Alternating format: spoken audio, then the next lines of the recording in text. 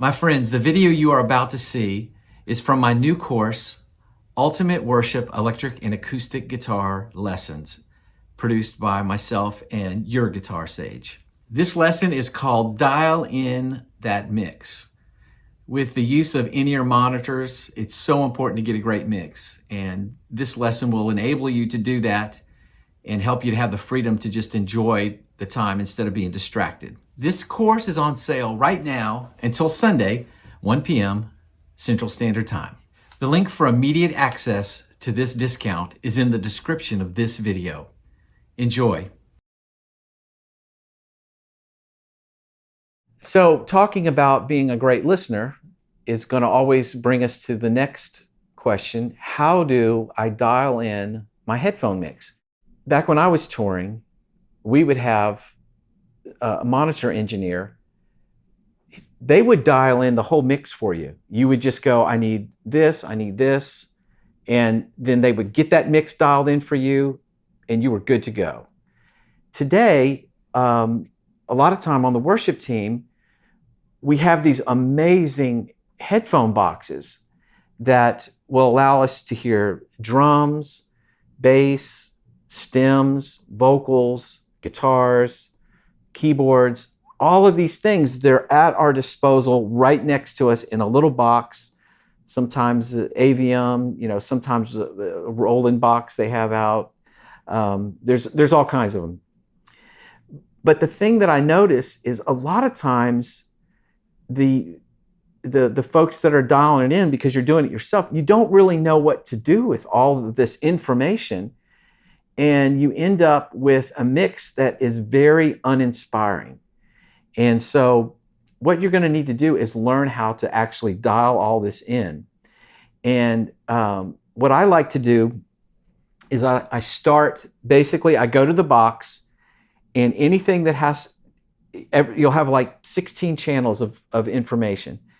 Like I say, drums all the way up to click track, stems, all those kind of things. So I like to start with the box completely, what I called at zero. All the individual knobs for the instruments are at zero. And on these boxes, they also have panning knobs. So you can pan certain things in your left ear, you can pan certain things to your right ear. So what you'll do is start at zero on all of those. Panning should be in the center on all the channels. Now go to your master volume, and I will tell you this, on some boxes, including the Behringer box, they actually have a separate switch that will get you to a main out volume. I always like to click on that and turn it all the way up to the top, because I want the headroom of the box. When I say headroom, I want that clean, punchy sound. And if the headroom is low, what will happen is when you start turning things up is it will start to distort the box, which will distort in your in-ears, which is very uninspiring, and you'll be fighting your mix the whole time. You'll never be able to get it right because you're going to hear distortion. So wherever it is on your, whatever type of box, find the master volume. And what I would do is I would turn it up at least halfway, okay? So you want the volume up about here. So as you bring instruments in, it doesn't clip over the master volume. I always like to start with the drums. So I'll say, hey, give me a groove. Let me just dial this drum mix in. And then I'll bring the drums until it's comfortable and it feels good and there's no distortion. If you get some distortion, turn the drums off again and maybe turn the master volume up just a little bit more, and then bring the drums back into it. And it should sound really punchy and full. And a lot of times, the drum mix that you will have to deal with will be a stereo mix. So you're gonna assume that the drummer has already dialed in how he wants to hear this. And so because it's just a stereo mix of drums, you will be having to listen to his drum mix, which is usually going to be great. The drummer really does, use that to your advantage, because the drummer is going to know what it should sound like, He's a drummer, so he knows stuff, So trust that that drum mix is going to be good. Bring it up to where it sounds really nice. And then go, hey, somebody run the click track. And then bring that click track in to where you can hear the click track with the drums, okay?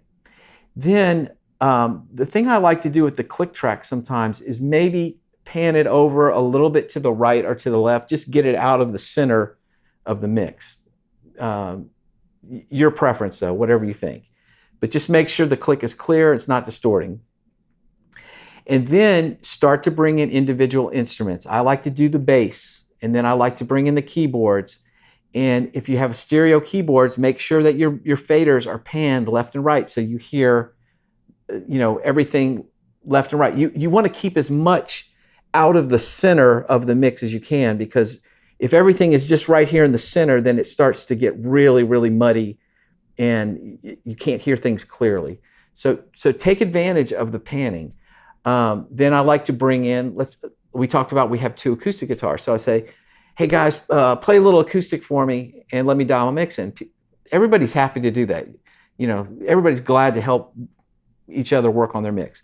So bring the acoustics in and then pan acoustic 1 out to the right, pan acoustic 2 out to the left, or vice versa.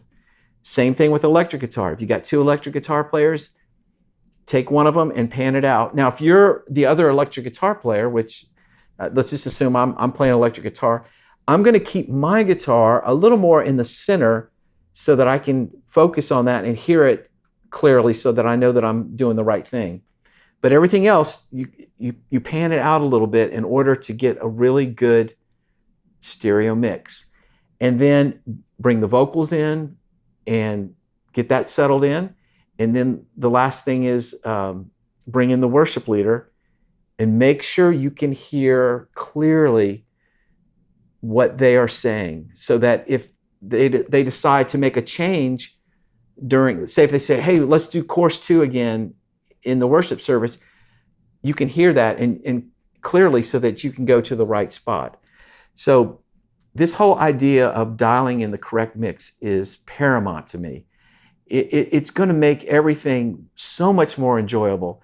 And if you're not comfortable with getting your own mix, maybe find somebody who, even ask the sound person to come up and help you dial it in. But I will say this, if you kind of sneak up on me and you go, hey, let me hear your mix real quick, you will be surprised to find that the loudest person in the mix is not me. And that's because I want to hear how I sound with everybody else mixed together. This will help me know that I've got my tones correct, the sound of my guitar, which guitar I'm playing is the right guitar, and having me a little less than, say, the worship leader and maybe even the keyboard player helps me keep in the pocket, helps me keep harmonically correct, helps my tuning to stay better. I'll notice very quickly if I'm out of tune, if I can hear everybody else. And I've actually walked in on some guys and checked their mix out, and they have like themselves and the click track and maybe, some keyboard. And it's like, that's not how to play music. You've got to hear everything so that you can enjoy everything, so that you can experience everything, so that you can be inspired by everything, so that you can enter into worship in a way that it's not about you, it's about the Lord. And so this is so important. So take time this Sunday, or at rehearsal would be the best time, really dial in your mix. In most of these boxes, you can save your mix. Just if you don't know how to do it, just ask the sound person, they can help you out. So anyway, I hope this helps. And remember, dial in a great mix and it will inspire you as you play.